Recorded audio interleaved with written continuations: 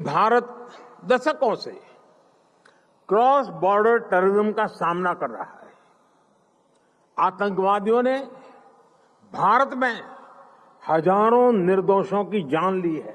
India के prime minister की तरफ से G20 के पार्लियामेंटेरियंस का जो G20 का वो है स्पीकर्स की, उनके उस पर जो है वो एक खिताब कर रहे थे और उन्होंने स्पीच की तो उन्होंने 2001 की बात की। करीब 20 साल पहले आतंकवादियों ने हमारी संसद को भी निशाना बनाया था।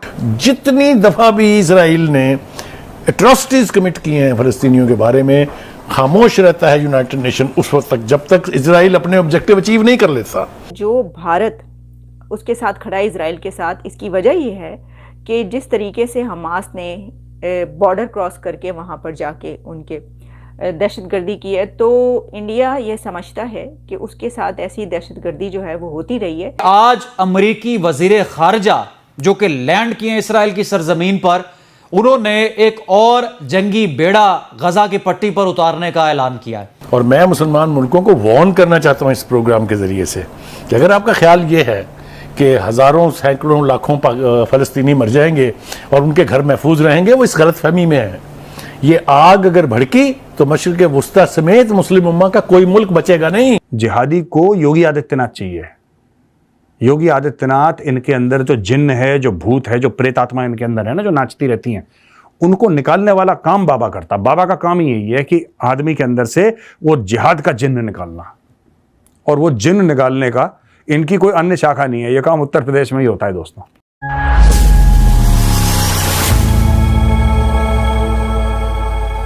जय हिंद दोस्तों, आपका स्वागत है इंडियन डिफेंडर्स के एक और नए वीडियो में। इजराइल हमास युद्ध के बीच प्रधानमंत्री नरेंद्र मोदी ने बड़ा बयान देते हुए कहा है कि पूरा विश्व आतंकवाद से जुड़ रहा है, लेकिन दुखद यह है कि आतंकवाद की परिभाषा को लेकर आम सहमति नहीं बन पाई है। उन्होंने कहा है कि दुनिया से जो कुछ घट रहा है उसका समाधान बटी हुई दुनिया नहीं दे सकती। प्रधानमंत्री नरेंद्र मोदी ने आज राजधानी दिल्ली में आयोजित G20 पार्लियामेंट्री स्पीकर समिट को संबोधित किया। इस दौरान उन्होंने कहा है कि यह सम्मेलन एक प्रकार से दुनिया भर की अलग अलग पार्लियामेंट्री प्रैक्टिसेस का महाकुंभ है। इस दौरान पीएम मोदी ने कहा है कि यह शांति और भाईचारे का समय है, साथ मिलकर चलने का समय है, साथ आगे बढ़ने का समय है। इस दौरान आतंकवाद का जिक्र करते हुए पीएम मोदी ने कहा कि यह सबके विकास और कल्याण का समय है। हमें वैश्विक विकास के संकट को दूर करना और मानव केंद्रीय सोच पर आगे बढ़ना है। हमें विश्व को वन अर्थ, वन फैमिली और वन भावना के नजरिए से देखना चाहिए। भारत दशकों से सीमा पार आतंकवाद का सामना कर रहा है। यहाँ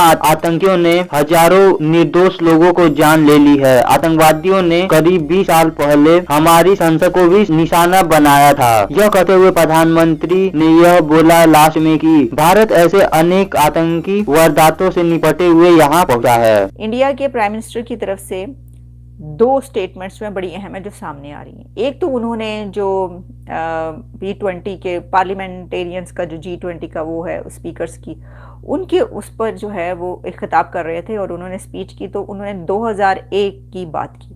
2001 में आपको पता है, यानी उन्होंने मुंबई पर होने वाले हमले और जो दहशतगर्दी वहाँ पर होती है उसके पर बात की। और इससे ये भी पता चलता है कि जो भारत उसके साथ खड़ा है इजराइल के साथ, इसकी वजह ये है कि जिस तरीके से हमास ने बॉर्डर क्रॉस करके वहाँ पर जाके उनके दहशतगर्दी की है, तो इंडिया ये समझता है कि उसके साथ ऐसी दहशतगर्दी जो है वो होती रही है।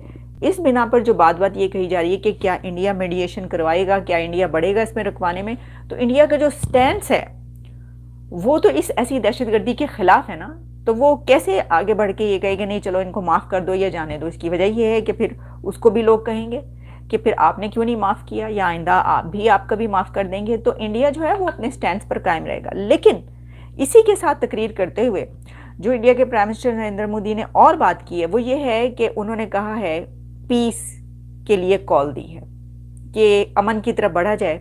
अब ये बहुत ज़रूरी है और इसमें यह आ रहा है इंडियन मीडिया में कि PM Modi calls for piece in Israel, और उन्होंने कहा कि must stand against terror, time for piece and brotherhood.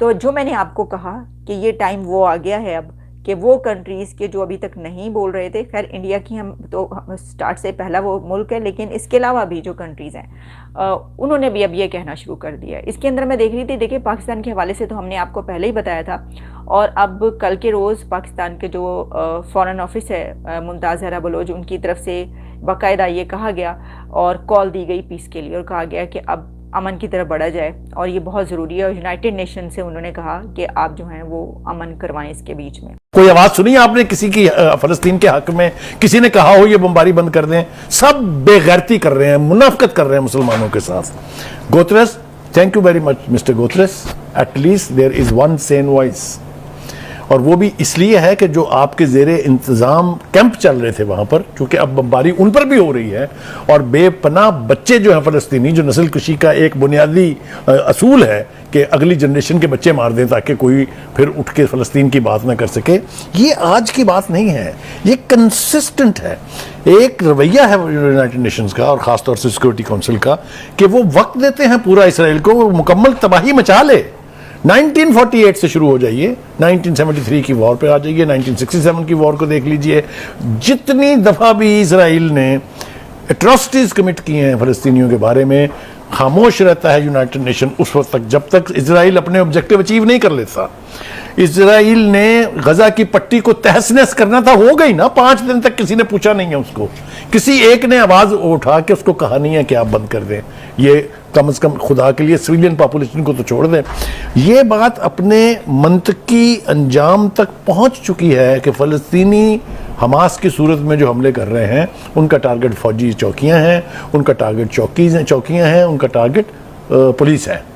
लेकिन इस तरह से अलल ऐलान, आप मुझे बताइए क्या हैसियत है नेतन्याहू की कि वो ये कहे कि the last Hamas man is dead.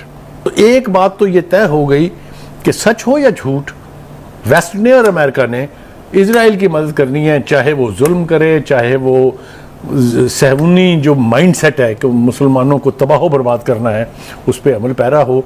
अब देख लीजिए ना, अब पंगे बढ़ने शुरू हो गए हैं ना, बात अब गजा से आगे जा रही है। दमिश्क पे हमला कर दिया इन्होंने, हो गया ना, आपके सामने हुआ है ना।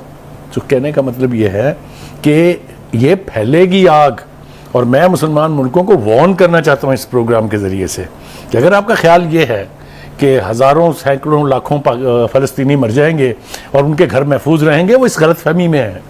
ये आग अगर भड़की तो मशरिक़ वस्ता समेत मुस्लिम उम्मा का कोई मुल्क बचेगा नहीं, जहाँ जहाँ भी आप हैं। मैं एक अर्ज़ करूँ आपसे कि ये जहाद तो ये भी है कि अगर आपका दुश्मन ताकतवर है तो आप दिल में उसके खिलाफ तबर्रा करें। उठा के पत्थर मारना भी नहीं अफोर्ड कर सकते आप, तलवार से लड़ना नहीं अफोर्ड कर सकते। तो मेरे ख्याल से this is the time that all those who have love for Islam, who are Muslims, उन्हें चाहिए कि इस मौके के ऊपर फ़लस्तीनियों को अकेला ना छोड़े, क्योंकि आज फ़लस्तीनियंस हैं, कल को कोई और होगा।